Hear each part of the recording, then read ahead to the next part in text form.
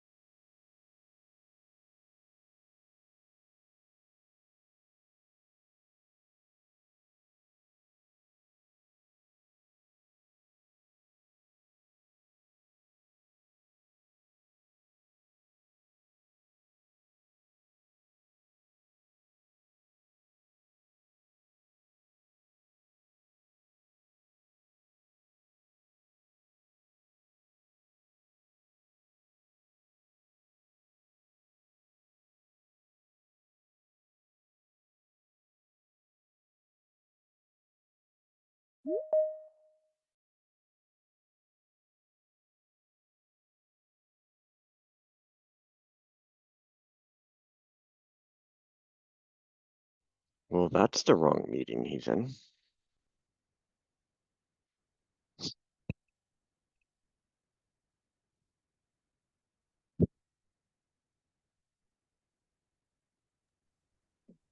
I do that sometimes too. When you forget that you can get so used to the team's flow and then remember that Where something did is he even supposed get a Teams link for it? What's that? And where did he even get a Teams link for it? I think like one of the calendar holds we have is Oh, like it's a Teams like calendar event, but then the oh no. okay.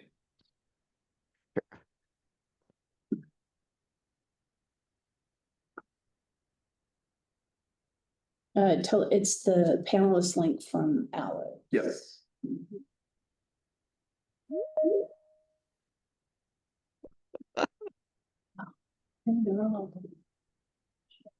It's so funny because I don't have a Teams link. No, neither do I, Eddie. But if I did, Oh, I'd probably be in there.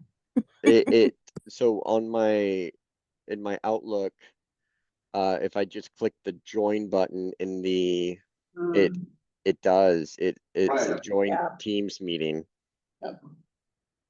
You want me to send should I send the panelist links again? Yeah. That's Yeah, okay. the calendar invite has Teams information at the bottom of it. So that's why Outlook calendars turned it into a Teams meeting.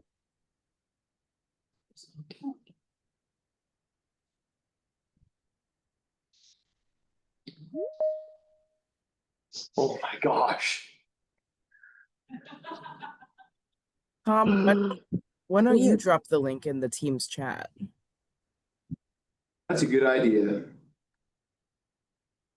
I'm thinking Leah probably went over there just to try to like see if there's anybody there. And redirect them here. Yeah. That's a Yeah. good call. Do you want me to promote Nicole to panelist? No, that's okay. Okay.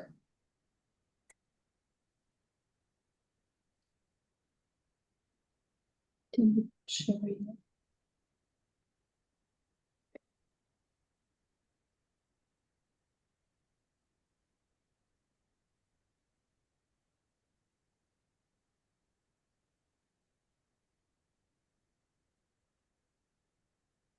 Who do we got? Yeah, Eddie, Eddie, Devin, Finn. Finn, Mustafa, Portia. Well, Yeah, should Noah we- said he was wouldn't be able to join till like 11. Yeah, Leah's an attendee now. so it's Nicole. And then we got So Curtis. they don't need to be promoted to panelists. They're probably just watching. Okay.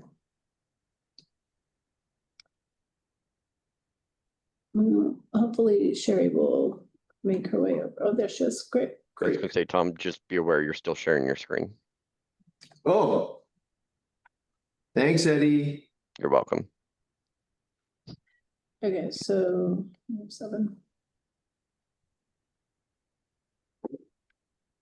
Everyone can see all my secrets. Mhm.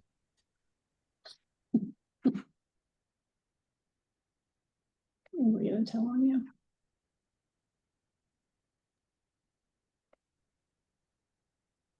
I have these secrets also in Google's and also Microsoft. All of Yeah. Crazy. All right, so we got one.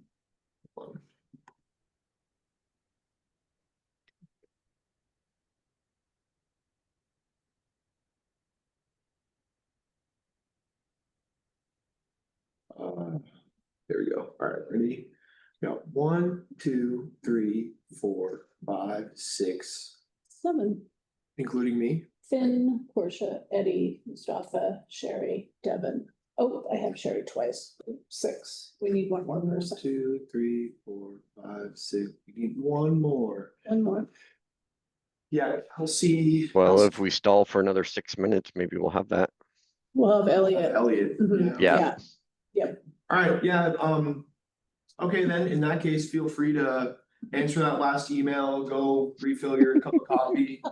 Talk amongst Talk yourselves. amongst yourselves, get a glass of water or something. And we can, hopefully kick off when Elliot gets here to join us at 11:15. I know this was a 10:15. tough week, NOFO coming out, and then also holidays approaching, so. I know people have been All right, stressed. well then I'll be back in a few.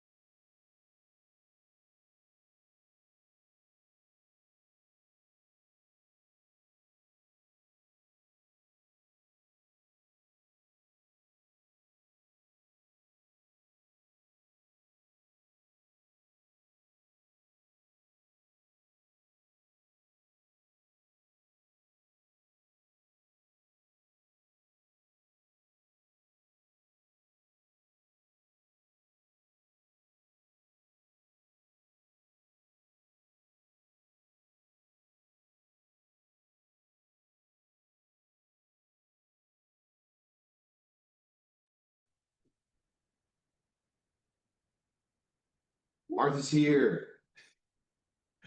That means we have 7 people, which means we have quorum, which means we are good to go. All right, I will reshare my screen. I also might just give it one more second because I just told everyone that they can go get up and refresh their coffee cup or finish the last task or something, so. 10:15, yeah. Yeah, 1 sec.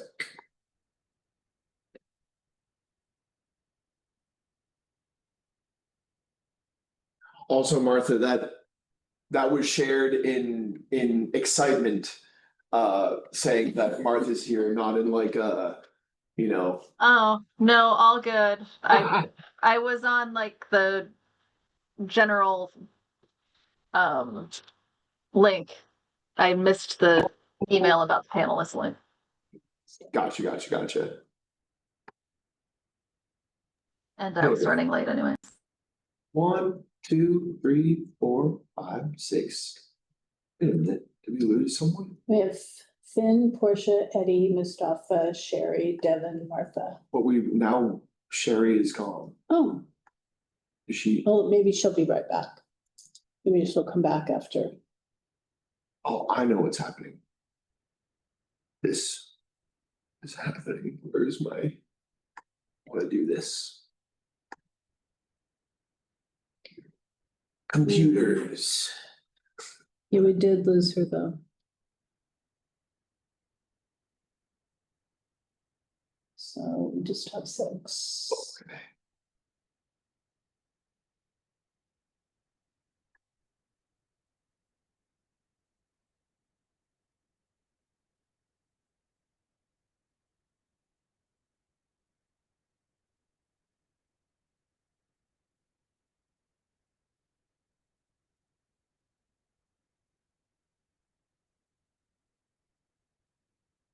One.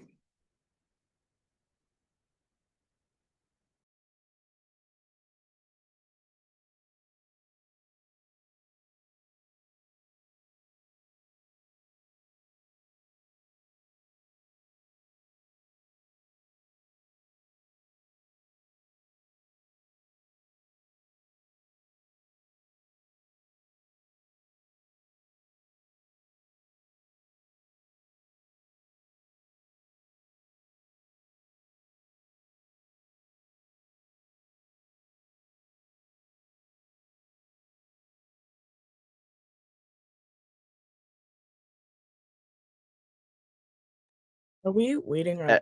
Elliot's in as an Yeah. attendee.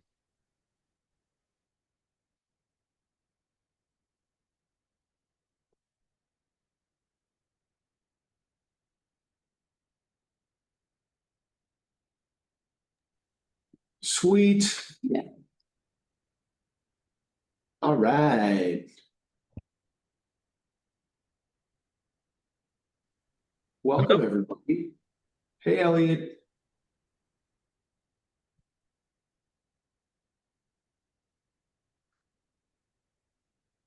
All right. Cool. Hi, everyone. Welcome. Welcome to the November Coordinated Entry Committee meeting. It is hard to believe that this is our second to last meeting of the year. So time flies when we're doing great work together. Thank you all for being here. We'll go ahead and get started. Catherine, if I could ask you to please call the roll. No. Devin,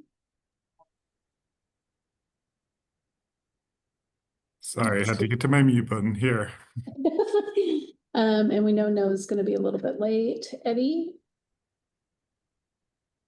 Here. Martha, Here. Portia.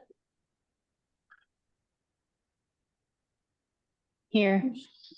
Thank you. Patricia's not arrived yet. Elliot, I'm here. Kelsey's not arrived. Jaja is not arrived. Sherry? She was here. Oh, hopefully she'll come back. Finn Here. and Mustafa. Present. 1, 2, 3. You've got 7 members, you have met one. Awesome. Thanks, everybody. As always, we will start with our theory of change. If we create a homeless response system that centers the voices of people with lived experience of homelessness, then we can focus on responding to needs and eliminating inequities to end homelessness. I have on the agenda a vote to approve last month's minutes, but I forgot when I was creating this agenda that our last month's meeting was canceled. So there are no minutes to vote on and to approve. So that I believe takes care of that piece of the agenda. Yep. All right, yeah. Yep. Great. Nothing to do. But wouldn't we still need to approve whatever our last meeting was, though? Oh, right, 'cause if there's- September's meeting minutes. correct. Yes. yeah. September's. Good call, Eddie. Thank you, Eddie. You just, is that your motion? I so move. And do we have a second? A second. Is that Devin? Thank you, Devin. 7, yep. And we can do a voice vote on that. All in favor of approving September's meeting minutes, say yes. Yes. Yes. Yes. And anybody is a no to not approve the September meeting minutes? Any abstentions? No. September meeting minutes have passed.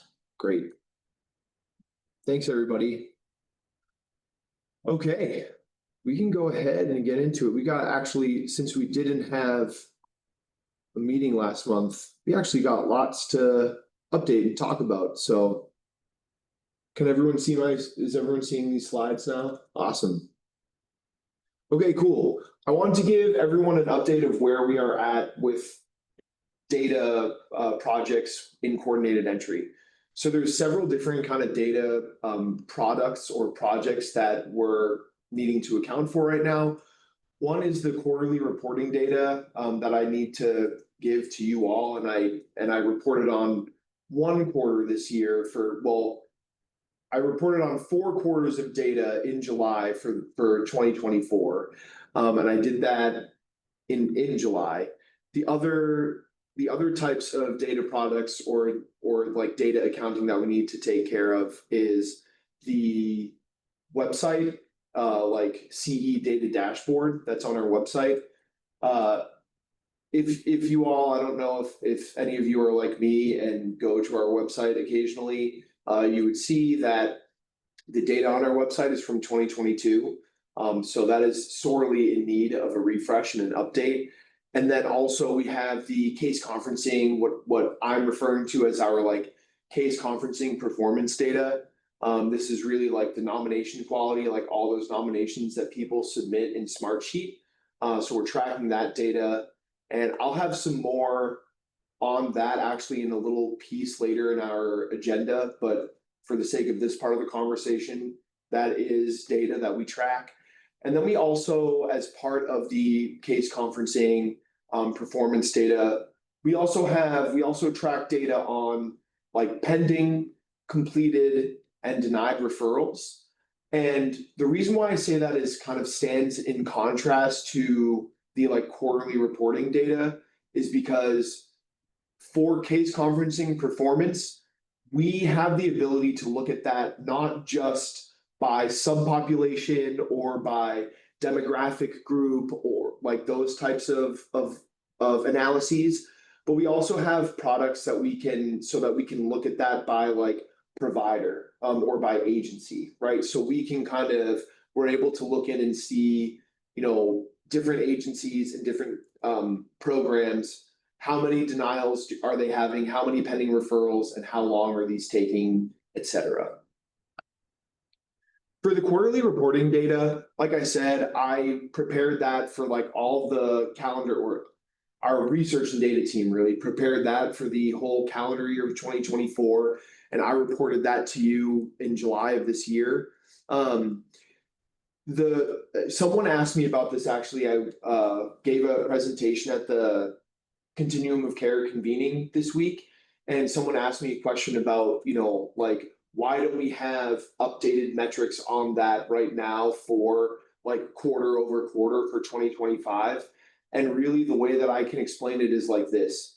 When our research and data team prepared the the coordinated entry performance data for all of 2024 for you all, that was like baking a really huge and complex cake from absolute scratch, maybe even needing to kind of like farm the ingredients. And part of the reason is because of how much our coordinated entry system had changed from the last time that we had a complete evaluation. So the last time we had a complete evaluation, we used a priority pool. That impacted how referrals were sent, right? So like referrals were only sent for people who were in the priority pool, and like they had to have been in the priority pool for a community queue referral to be sent for them. There were different metrics and data points. Like if you look on the website dashboard, some of those different categories that we would have been reporting on are now obsolete, right? Like the way that our system functions now is different than it did then.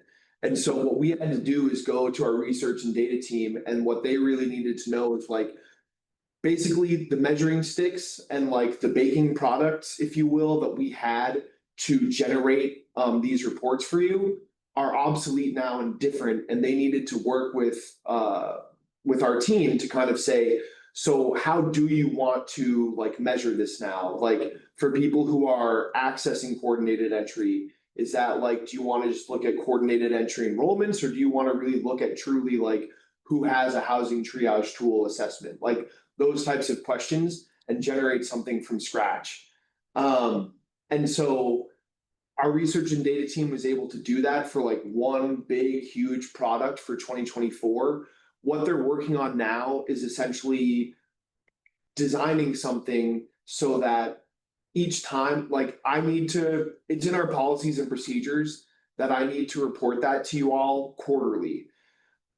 It's unrealistic for me to ask our research and data team to like build or bake that like really complex and large cake every 90 days. Like they've told me straight up, like, we don't have the resources to be able to do that. So their primary focus is creating a product so that I actually don't need to generate a new data request for them every 90 days. They are designing something so that I can just like take an already, 3/4 baked cake and put it in the microwave and then have that ready for you all much more rapidly and quickly.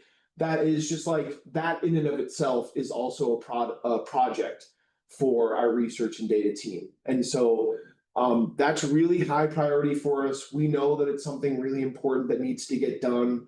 I'm in continuous conversation with our research and data team about making sure that that remains a high priority for us to get to that place.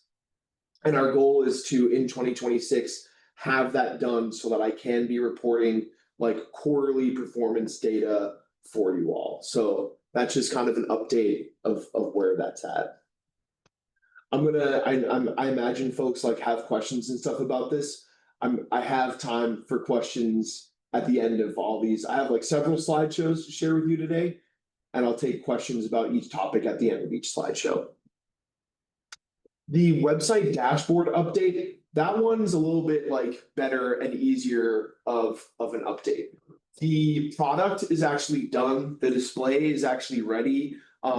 Truth be told, I'm the one who's actually holding this up. I've had some other projects that I've needed to prioritize here at the end of the year. Like we'll get into talking about the assessment pilot focus group. Like I've been working more on that. Honestly, actually, like members of my team and probably some of the members of like the research and data team are probably like, yeah, Tom, if you could just like review and put the finishing touches on some of this stuff so that we could get it approved.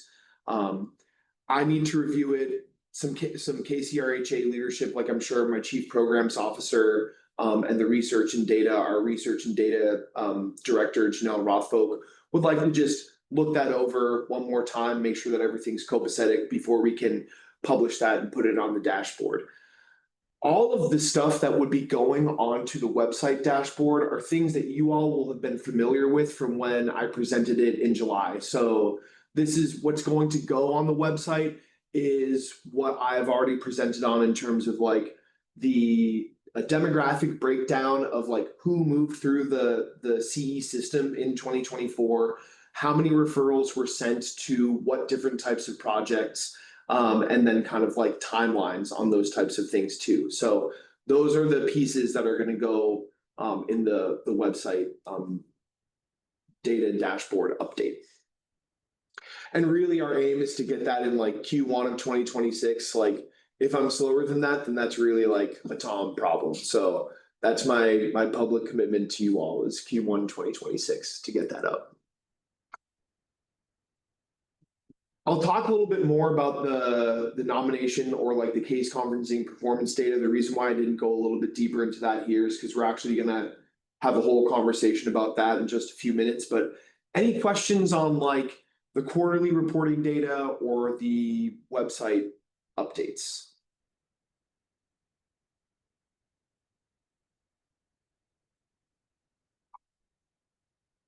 Okay.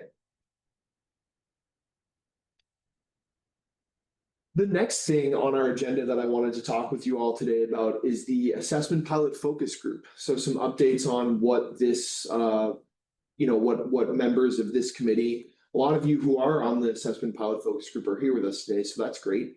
An update of the work that we've been doing so far and kind of some of our next steps. So where we're at now is we've completed the landscape analysis, and we are looking at these different screening and services or triaging tools. So we've been able to collect the Multnomah services and screening tool, the housing assistance screening tool, the Austin prioritization assessment tool, and the DESE vulnerability assessment tool. And we have these collected. I have sent them out to all the members of the focus group. They're currently reviewing all of these.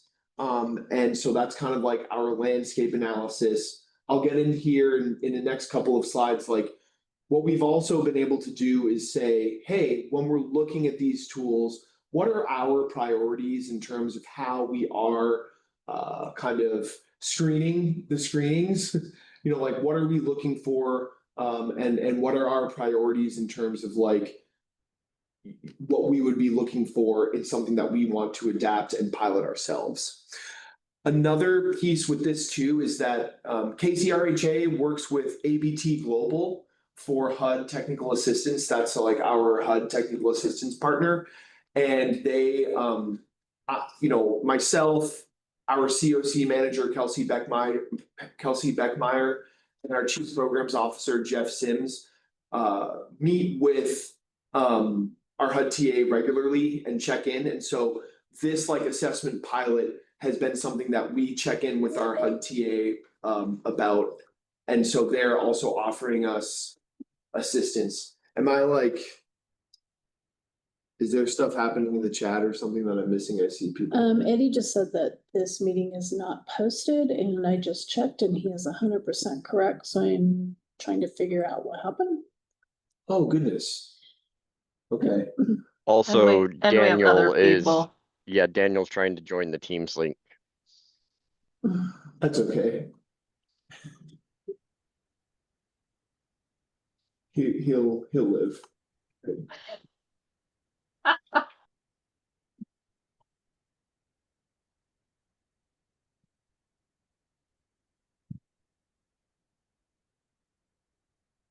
Anything for me to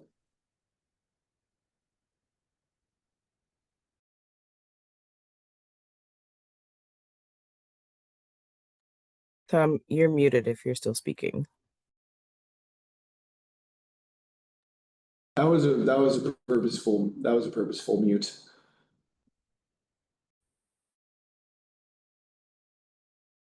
One second, I just gotta check in with Catherine here because if what Eddie's saying is correct, it has some implications, and so we just need to check in real quick, and I'm just gonna mute just for like another minute. Thank you all.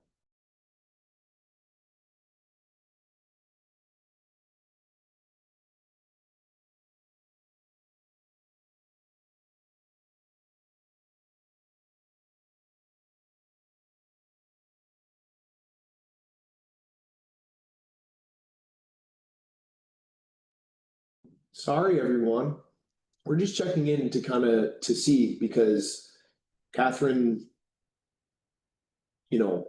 ensured that she had like submitted the link for posting to the website and everything, so. Just another minute.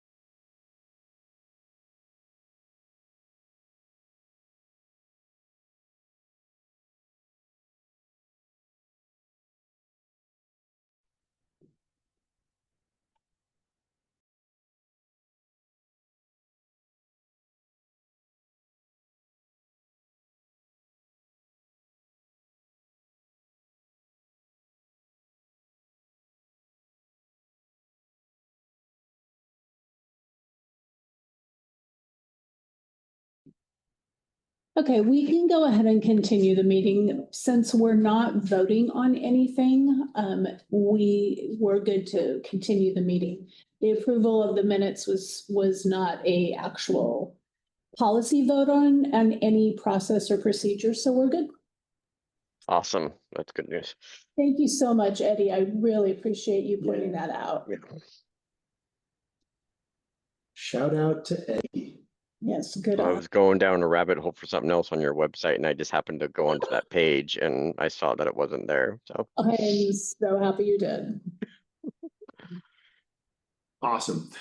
Okay, so we have a TA consultant that we check in regularly for COC things, and this is something that they are also interested in kind of like offering us some technical assistance on. So I've been checking in with them about it too as we go through the process.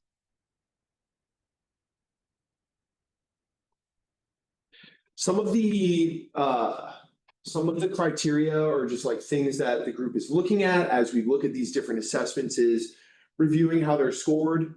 One in particular, it's the HAST, the Housing Assistance Screening Tool, uses like a predictive risk modeling, machine learning technology. So that's something interesting that the group has kind of asked me more questions about, and I've sought to learn more about.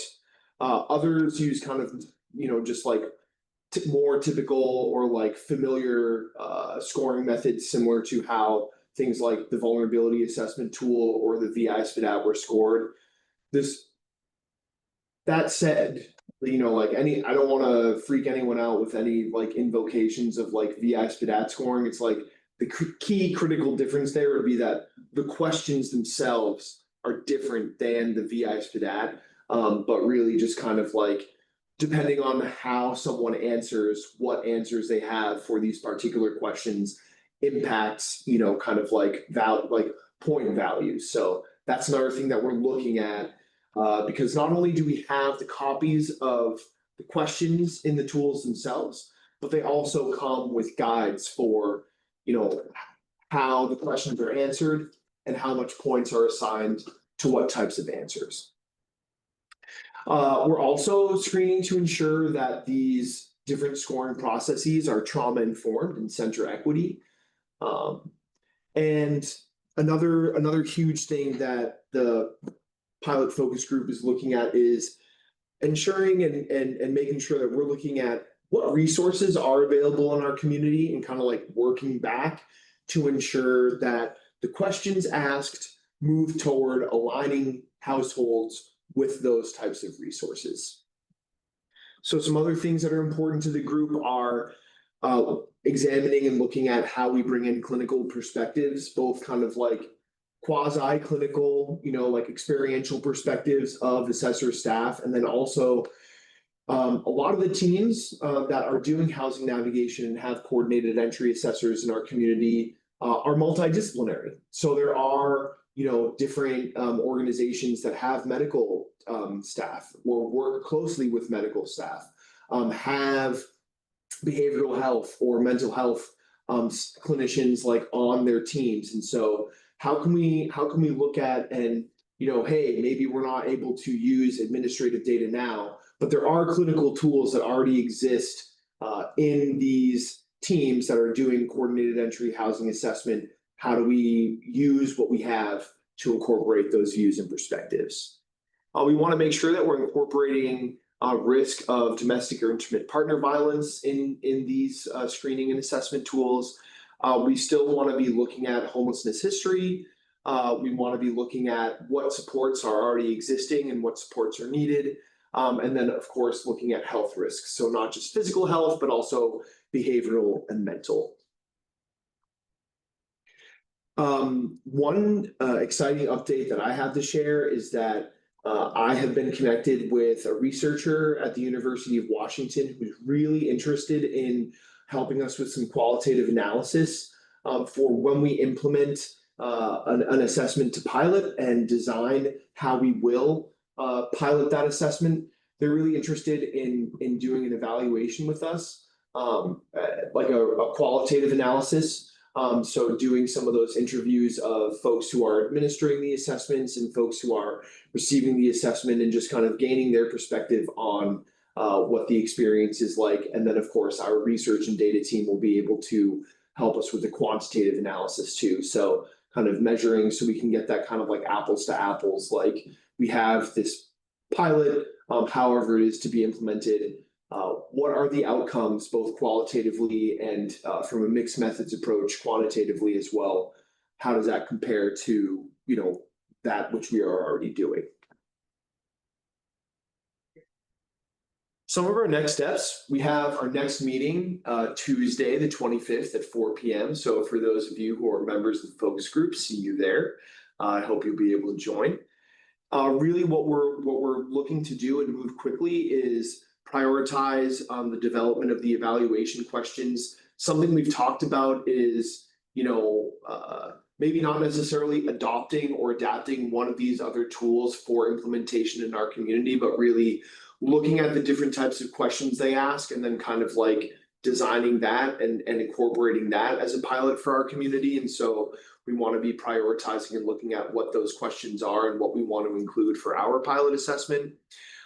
Designing the actual project, so how we will actually implement this for full implementation. Then, of course, we're going to need to bring that back to you all, to the full committee here for discussion and for a vote.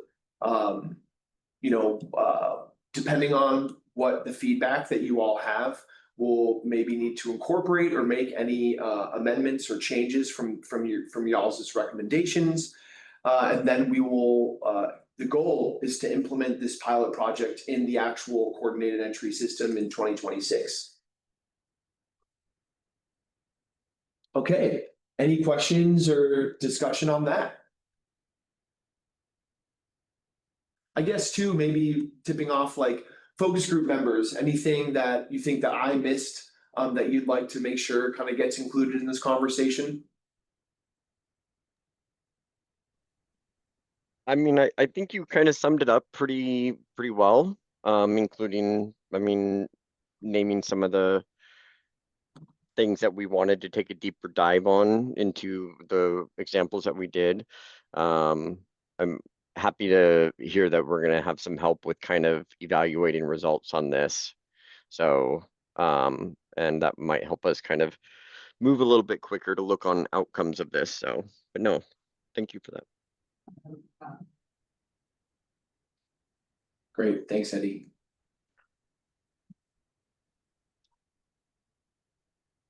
All right, we can keep it rolling then. I wanted to give you all an emergent needs case conferencing update.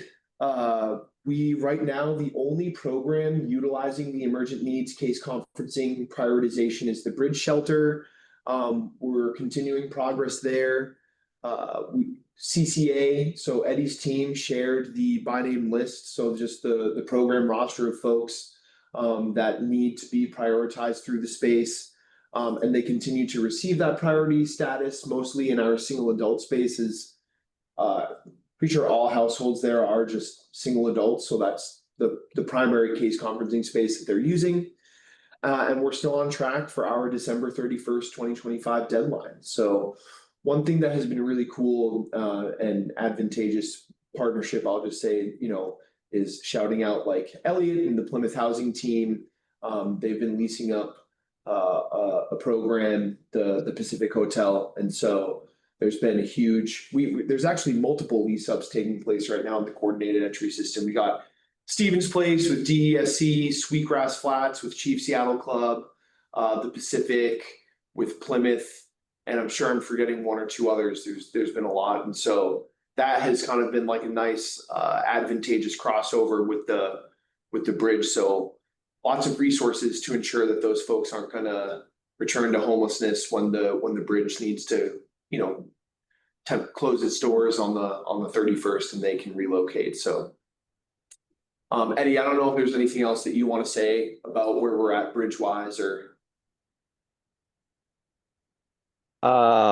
It is it's a lot of work to try to get this done, but yeah, no, I mean, we would be in a lot worse shape if just the stars didn't align with these lease ups. Again, I want to give a huge shout out to Elliot and his whole team over at Plymouth, that we're able to get a large chunk of people to go over there. And then I know Noah's not on here, but we also were able to get some of the units up at Stevens Place as well. And so that between those two programs, that took care of over half of the clients that were at the bridge out of the 71 that are there that we needed to try to house by the end of the year. So it's we're stressed, but we feel like we're getting on track. So I really don't think it's unrealistic to say that all 71 of those folks will have a referral to a housing program by like December 31st. Oh, no. I think that is totally realistic. I think the stress is processing and approving an application. Yes. I'm not worried about getting them referrals. Like that's not a problem. And I've been in talk with Seattle Housing Authority, at least on our internal referrals that we're sending over, that we're getting and asking them to prioritize certain ones. She hasn't said no to that yet, but I just put that ask out there yesterday because I know recently their timeline for approving files had gone up to 3 weeks. Oh yeah. Although recently I will happy to say that I've seen that take less than 3 weeks. I've been seeing on average about 2 weeks, but that's still doesn't leave us a lot of time to get people referred, get the applications done and get that into processing. Right. So, I know. And it is, you know, it's already November 20th too, so it's kind of like 3 weeks. It's coming down to it. So yeah. But huge shout out to Eddie. Eddie has been doing tons of work in this process too. So I just want to uplift all your efforts with that, Eddie, and just let you know that we see you and we appreciate you. So you rock. Huge impact on the community. Yeah. Okay. The next thing that I wanted to talk with you all about and report back on is the update on the nomination quality reporting. So we launched a huge initiative that our team rolled out this year with these nomination quality webinars. And we debuted all of them over a series of 3 weeks at the end of September. So we had the first one on September 25th, the second one on October 2nd, the third on October 9th, and all of them were really, I think, really well received.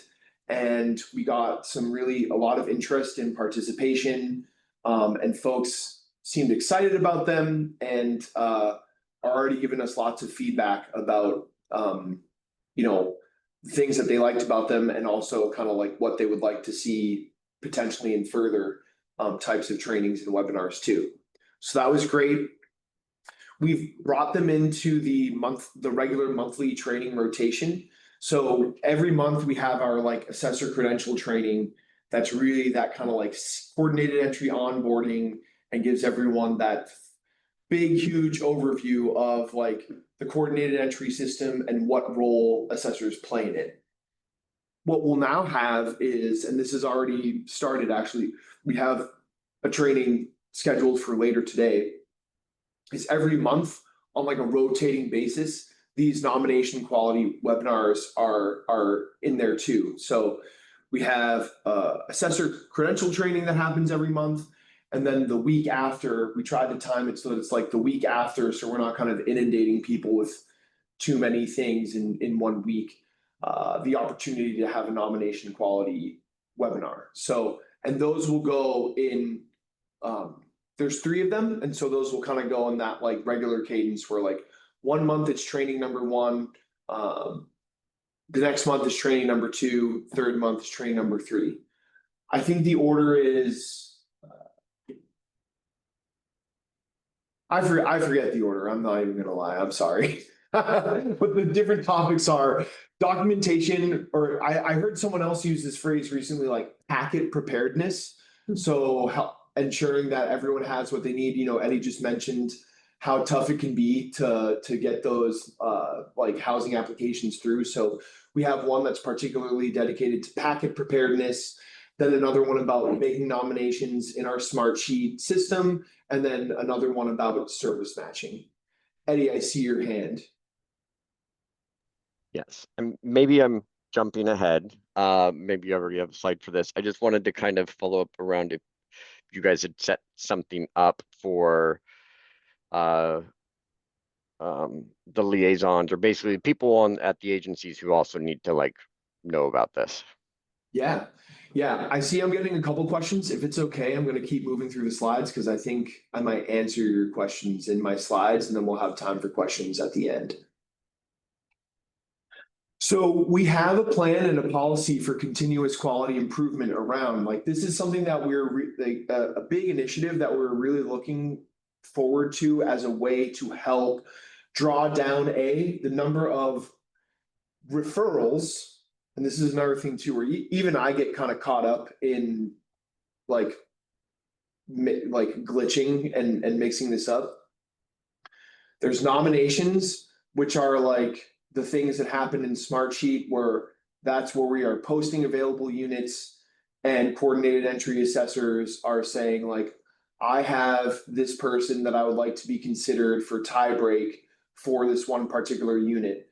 And then there are referrals. And that's what happens when someone receives a resource, a housing resource through tiebreak, and then we send the actual referral for them in HMIS to apply for that unit of housing or for that resource, right? So this, we're talking about nomination denials. So the nominations, the smart sheet forms that people submit and say, I would like, I am case manager Eric, and I work with Tom, and I would like Tom to be considered for a unit at the Pacific Apartments with Plymouth. And then if Tom gets that unit, then there's the referral, right? So this policy and this procedure is about nomination denials.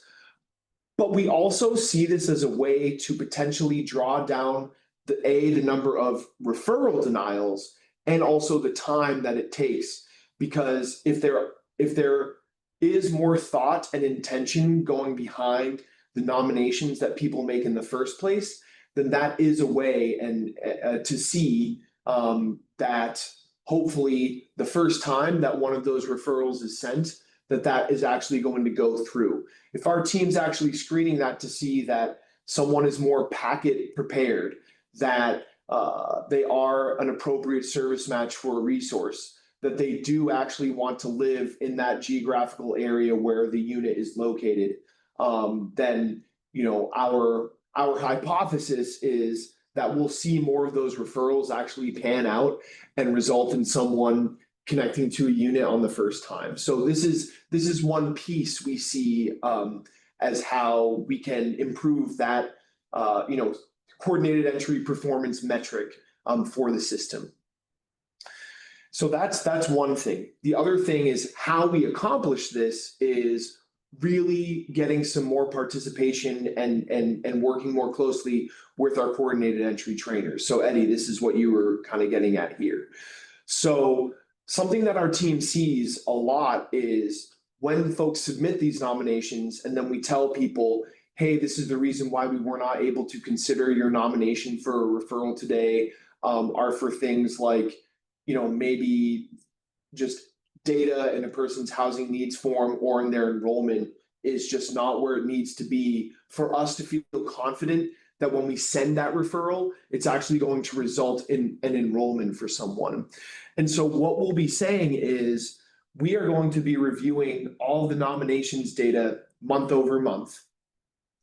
And we will be able to see if there's folks who have 2 or more nominations that are denied due to like the quality of the nomination, not just because, somebody else got the resource and then the person that you submitted a nomination for didn't get it because they didn't get it through tiebreak. This is like you submitted a nomination and the person could have been considered for a resource. However, there was something about the enrollment, the coordinated entry enrollment data or their housing needs form data that now we're saying we don't feel comfortable sending this referral because based on what we can see, we're not confident that we're going to be sending an appropriate match or someone who's even going to be eligible for this housing resource.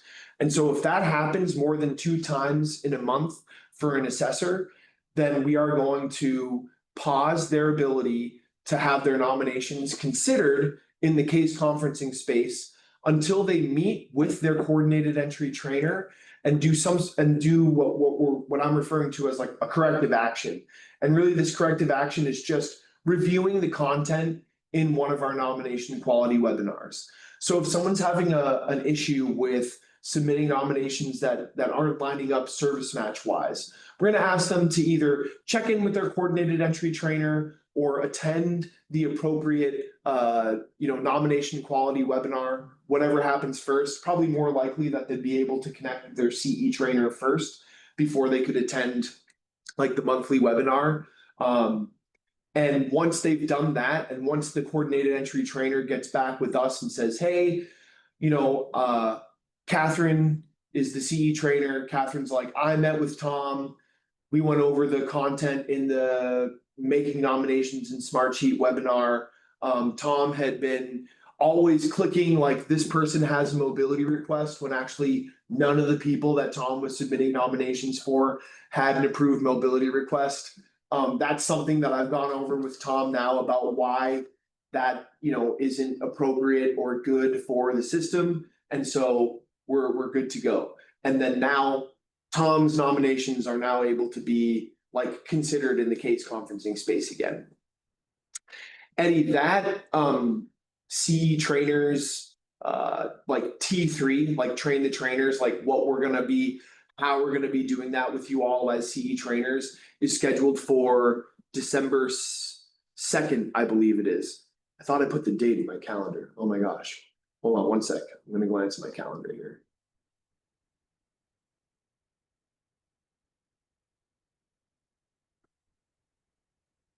That T3 event is set for December 2nd. I was right. Yay.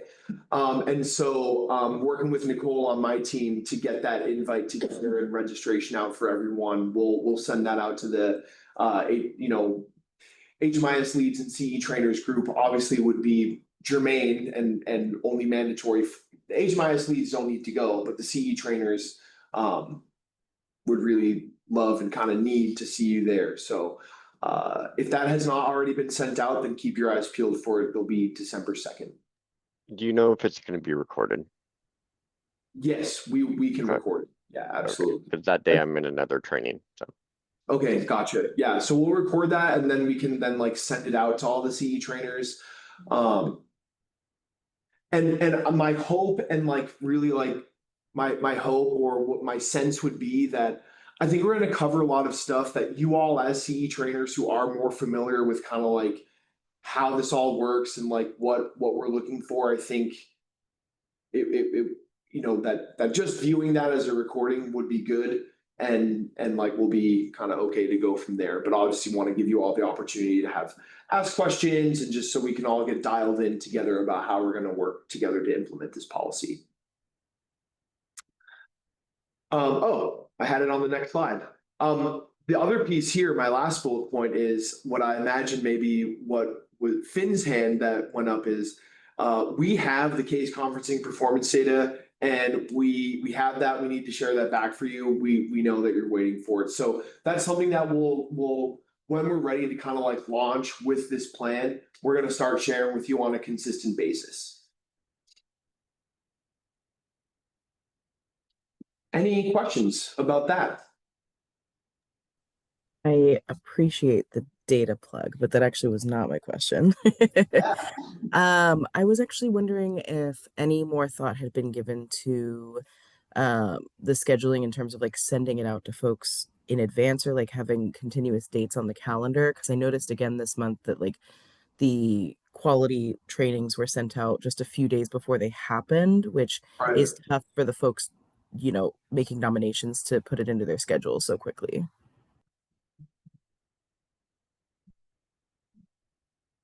I'm trying to go back to the last slide for Devin. Thanks, Tom. Yeah. Yes, Finn, thank you so much for that. I will get with my team and we will make sure that that happens. The dream would be actually really to kind of like schedule it out for the entire year and just have them as like static like events on the calendar. I think part of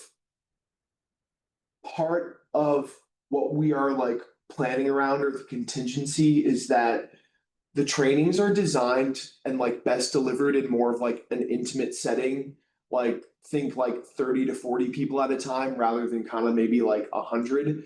And there had been such interest that I think it was kind of like wanting to, and I think what we're trying to plan for is like, is there a way to cap capacity for like a Teams webinar link? I think there's that, but also balancing that with also knowing like people are really interested, especially if we're going to be like asking and holding like an accountability piece here, then you definitely want to make sure that the training is actually available to people. I also think too that that's kind of why we went in the direction of not saying like you're not able to submit nominations until you attend the next training. That's why we're really leaning into this like CE trainers piece.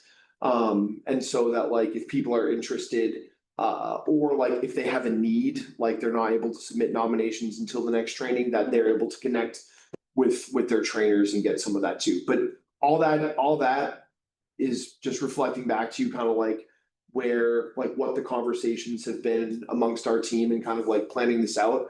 But I share and agree with you that it's like, yeah, we definitely want to make sure that that's very clearly on the calendar. So people know, like, Portia, I know you asked me too, kind of like, hey, I have people who are interested in attending these. Where can we find the links? Can you get them up? So I know that that's something that we gotta prioritize. Awesome, thank you. Yeah.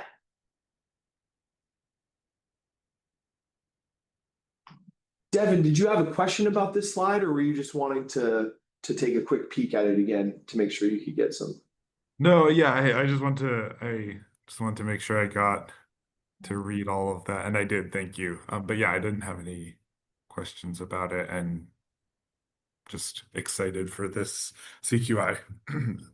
Nice. Thanks. Yeah, no, thank you all. Any other questions before we wrap up and head to the next topic? Cool.